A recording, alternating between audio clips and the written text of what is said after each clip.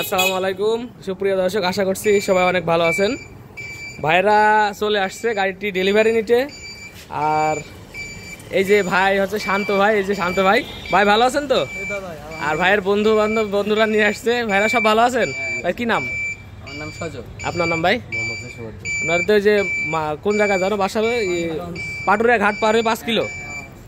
এইখান থেকে খুব বেশি হইলে পারো 100 কিলো পথ এখান থেকে আর মানিকগঞ্জ ভাইরা অনেকে আমার কাছ থেকে গাড়ি নেয়। তো গাড়ি ভাই যেরকম চাইছেন সেরকম হয়েছে?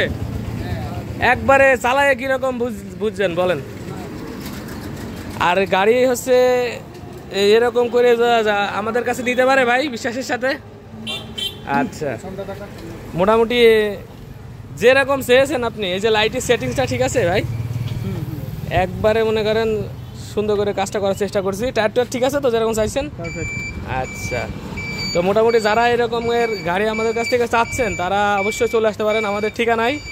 আমাদের ঠিকানাটি হচ্ছে চুয়াডাঙ্গা ডিস্ট্রিক্ট, আলমডাঙ্গা থানা, আলমডাঙ্গা পুরো বাস টার্মিনাল। এবং আমার নাম্বার হচ্ছে 01943281260।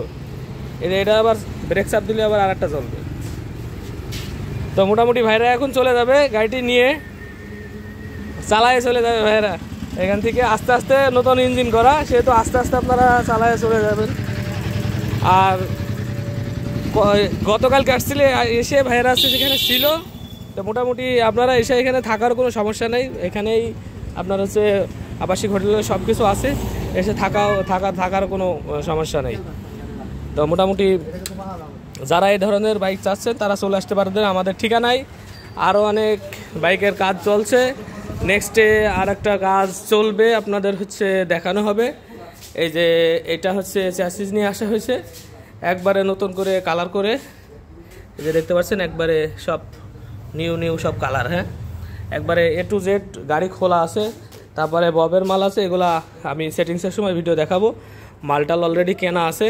আর তো মোটামুটি হচ্ছে আপনার যারা চাচ্ছেন তারা আমাদের কাছে চলে আসতে পারেন, দেখে শুনে এসে অর্ডার করতে পারেন। ভাই অনলাইনে অর্ডার করছিল, আস্তে আস্তে টাকাগুলো নিয়ে আর বেশ কিছু টাকা আছে এগুলো পরিশোধ করে তারপরে দিয়ে যাবে।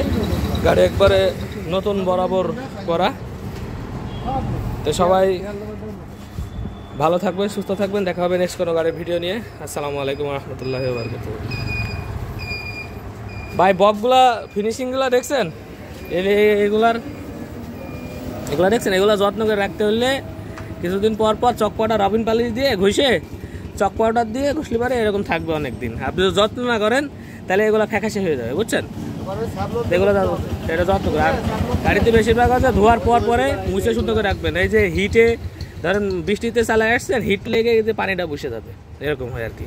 এই জিনিসগুলোই গাড়ির সৌন্দর্য। হ্যাঁ, এই যে এগুলো ফিটিং কোনো প্রকার কোনো নড়াচড়া করবেন। আর যখন সাইড মাল ভরবেন তখন সিট খুলে নেবেন।